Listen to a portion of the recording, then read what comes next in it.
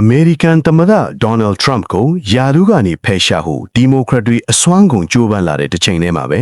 တကမ္ဘာလုံးကစောင့်ကြည့်နေရတဲ့အရှေ့တလဲပိုင်းငင်းချမ်းရေးကိစ္စဟာပါကစ္စတန်နိုင်ငံအပေါ်မူတည်လာခဲ့ပါတယ်။ဧပြီလ10ရက်နေ့ည8နာရီကျော်တင်ဆက်မှုမှာတော့အီရန်၊အစ္စရေးနဲ့အမေရိကန်တို့ကြားကရှုပ်ထွေးလာတဲ့စစ်ရေးနိုင်ငံရေးကစားကွက်တွေကိုအသေးစိတ်တင်ဆက်ပေးသွားမှာပါ။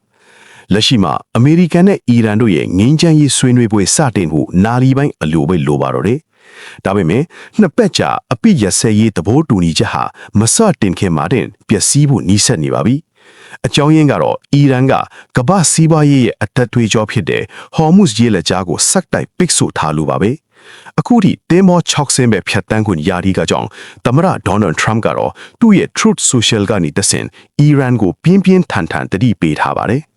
အီရန်ဘက်ကလည်းအစ္စရေးကလက်ဘနွန်ကိုအပြင်းထန်ဘုံကျဲနေတာဟာအပိယတ်မှုကိုချိုးဖောက်တာဖြစ်တယ်လို့တုံ့ပြန်ထားပါတယ်။အစ္စရေးဝန်ကြီးချုပ်နေတန်ယာဟုကလက်ဘနွန်အစိုးရနဲ့တိုက်ရိုက်ဆွေးနွေးဖို့ပြောထားပေမဲ့လက်တွေ့မှာတော့ Hezbollah ကိုလက်နက်ချဖို့တောင်းဆိုနေတာကြောင့်ငြိမ်းချမ်းရေးကဝဲကွာနေစေပါ။ Hezbollah လေဘက်ကလည်းအစ္စရေးကိုဒုံးကျည်တွေနဲ့စက်တိုက်ခိုက်နေတယ်လို့အစ္စရေးကလည်းဒုံးကျည်စခိုင်းရှက်ဆူထက်မငါကိုပြန်လဲဘုံကျဲခဲ့ပါတယ်။ဒီလိုလက်ဘနွန်စစ်မျက်နှာကတောက်လောင်နေတဲ့စစ်မီးတွေဟာအစ္စလာမာဘတ်ဆွေးနွေးပွဲအတွက်အကြီးမားဆုံးအဟန့်အတားဖြစ်နေပါတယ်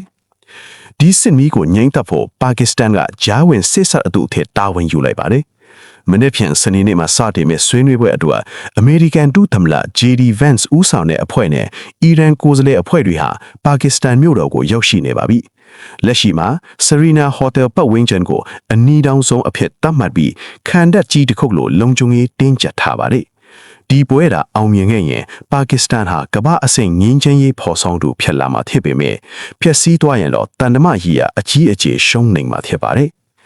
အရှိအလဲပိုင်းမှာတနတ်တန်တွေမြည်နေချိန်မှာပဲအမေရိကန်ပြည်တွင်းမှာနိုင်ငံရေးမုန်တိုင်းကပြင်းထန်နေပါတယ်။စစ်ပွဲတွေကြောင့်ရေနေဈေးဟာတစည်းကို$150အထိထိုးတက်သွားပြီးအမေရိကန်ပြည်သူတွေကုန်စည်နှုန်းတန်ကိုအလူအလဲခံနေရပါတယ်။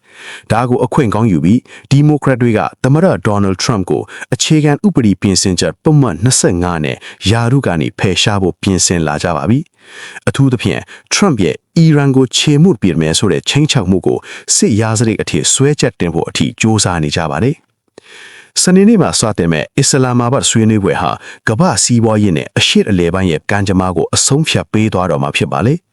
Vance နဲ့အီရန်ကောင်းဆောင်ကာလီဘက်တို့လက်ဆွဲနှုတ်ဆက်နိုင်မလားဒါမှမဟုတ်ဟော်မုတ်ရေလက်ကြားကနေစစ်မီကြီးထပ်မံတောက်လုံးလာမလားဆိုတာကတော့ရင်ခုန်စရာပါပဲ